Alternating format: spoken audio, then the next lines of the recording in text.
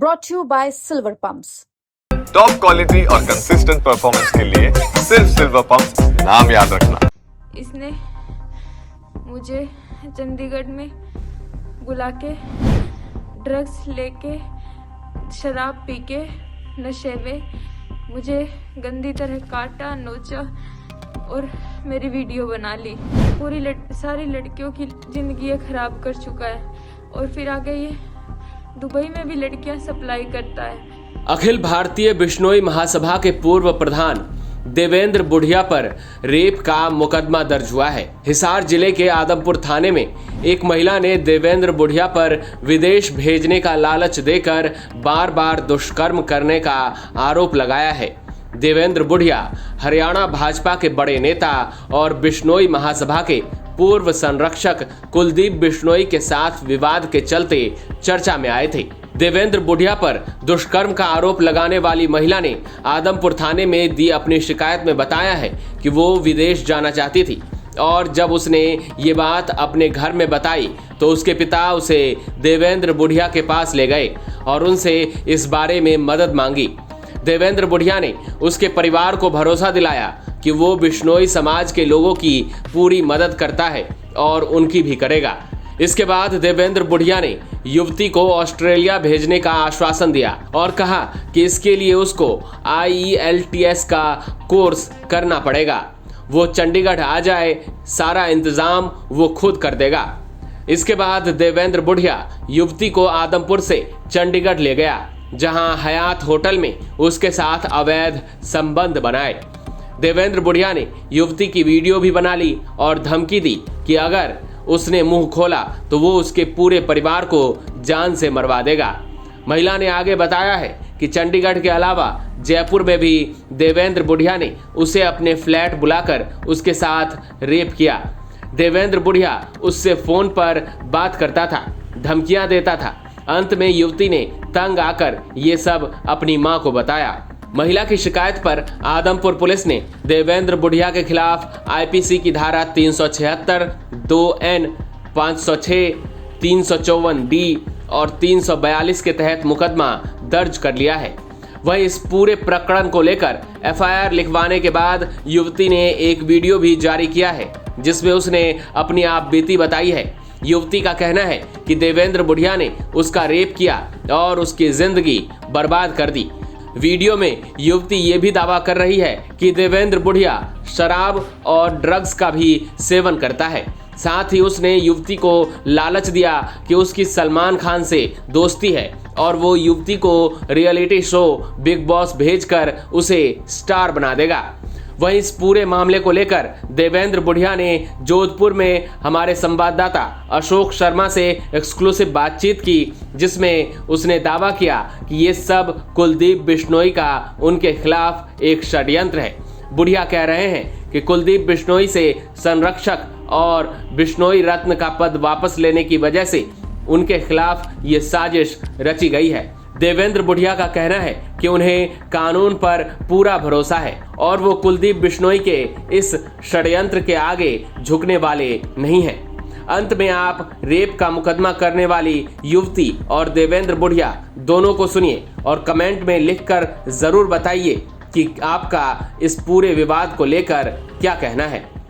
मैं इस वीडियो के माध्यम से आप सभी को किसी राक्षस की सच्चाई बताना चाहती हूँ, जिसका नाम देवेंद्र बुढ़िया है। वो बिश्नोई महासभा का राष्ट्रीय अध्यक्ष है। ये जोधपुर का रहने वाला है। इसने मेरी जिंदगी पूरी तरह से खराब कर दी है।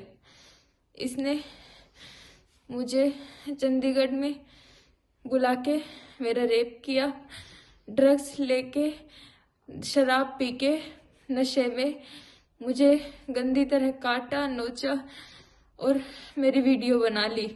उसके बाद में बोला, अगर किसी को भी तूने बताने की कोशिश की तो मेरी पहुंच बहुत ऊपर तक है, तू कुछ नहीं कर पाएगी। मेरे को पूरी तरह से डरा दिया और बोला, तुझे तेरे ऊपर वेश्यावृत्ति का केस लगवा के तुझे जेल में भिजवा दूंगा। और इसने मुझे लालच देने की भी कोशिश की। बोला, मेरा सलमान खान से बहुत अच्छी बातचीत है। मैं दुबई जाके उनसे मिलता रहता हूँ। मैं तेरी लाइफ सेट कर दूंगा, तुझे बिग बॉस में भेज दूंगा, ये वो बहुत कुछ लालच दिया। और इसने वेद प्रकाश नाम के इंसान से जो दुबई में रहता है उस बारे में भी बताया कि मैं तुझे दुबई भेज दूंगा, वहाँ पे वेद प्रकाश नाम का आदमी है, वो मेरा दोस्त है, वो तेरी लाइफ सेट कर देगा। पर ये इसने मेरा फिर से एक बार रेप किया, फुल नशे की हालत में, बहुत ज़्यादा ड्रग्स लेके मुझे काटता रहा।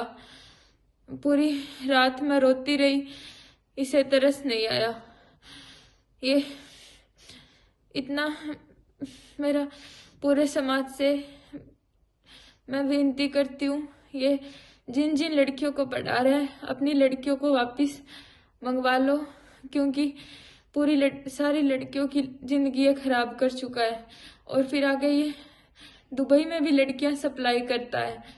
और अगर मुझे और मेरे परिवार को कुछ भी होता है तो सारी जिम्मेवारी देवेंद्र बुढ़िया की होगी। उसने मेरे को मरवाने की कोशिश की, मुझे टांके आए हुए हैं, उसने मेरा एक्सीडेंट भी करवाया। मैं आप सभी से ये निरोध करती हूँ कि इसे कड़ी से कड़ी सजा दिलवाए और इसे फांसी पे चढ़ा दिया जाए। मामला हमारा सामाजिक झगड़ा है। मैं इस संस्था जो हमारे अखिल भारतीय बिश्नोई महासभा है उसको लोकतांत्रिक तरीके से चुनाव करा के और आज़ाद कराना चाहते हैं। इस सिलसिले में 13/11 को हमारी बहुत बड़ी बैठक हुई थी मुकाम के अंदर। उस बैठक में एक तो कुलदीप बिश्नोई से रतन और संरक्षक पद वापस लेके उस पद को समाप्त कर दिया गया था। उसी दिन उसने मेरे को शिवराज के जरिए बताया था कि आपके मान जाओ नहीं तो आपके ऊपर FIR दर्ज होगी महिला की।